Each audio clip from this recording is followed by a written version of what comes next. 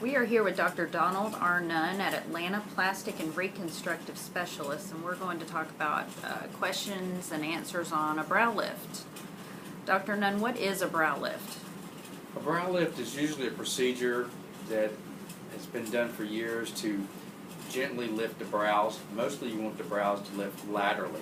There's been many different techniques in the past, from full coronal to endoscopic to limited incision or direct incision, which is done for this. What are the most common procedure types that you do for a brow lift? Well, generally I do an endoscopic or a limited incision or a combination thereof.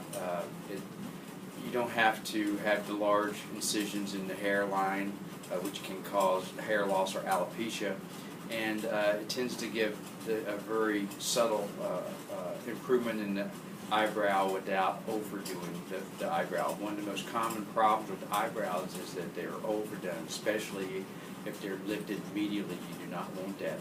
Most of the brow needs to be done laterally.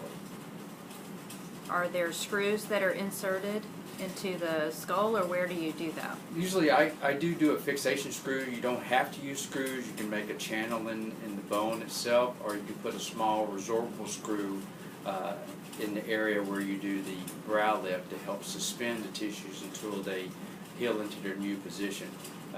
They don't have to be permanent because the tissues are adhered to the skull and the forehead deeply and don't require long-term screw placement. So if you use the dissolvable screws, what are they made of and how long does it take before they dissolve? They're made out of material which is also used in resorbable sutures. Usually it takes a few months, 3 to 6 months, for them to completely dissolve. Who is a good candidate for a brow lift? Generally, patients that need a brow lift fall into a couple categories. Sometimes younger patients that want some rejuvenation of the face would benefit from a brow lift, along with maybe some fat transfer to the face, and maybe do not need a full facelift or even a blepharoplasty, but can get some subtle improvements with the brow lift alone.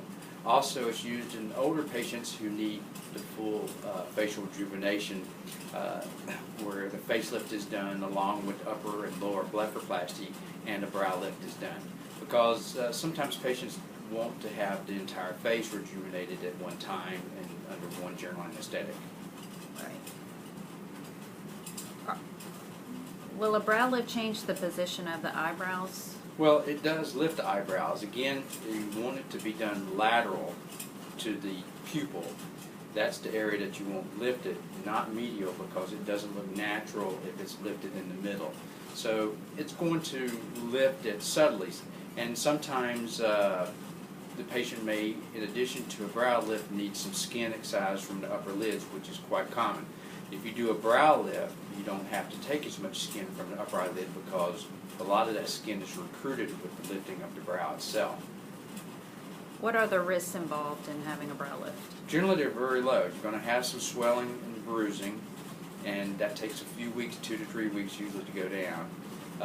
There is a nerve that moves the forehead. Sometimes that gets bruised, but that's a very hardy nerve, and I've personally never had any long-term problems with that, but it has been reported in the literature, and that is a nerve that moves the upper brow. But that usually is less likely to be injured if standard techniques are utilized. So what would you say the total recovery time would be to go back to work? I tell most patients about, they can usually, most people go back in a week or 10 days. I mean, it all depends on if you have other facial procedures such as skin removed around the eyes with the blepharoplasty, because that probably is going to be a longer recovery than the brow lift itself. If an isolated brow lift is done by itself with no other eyelid procedures, then I say a patient's probably going to look pretty good in a week's time, and they can probably go back to work in a week even. Great. Well, you can give Dr. Nunn's office a call at 404-255-2975, and you can visit Dr. Nunn's website at www.drnunn.com. Thank you very much. Thank you.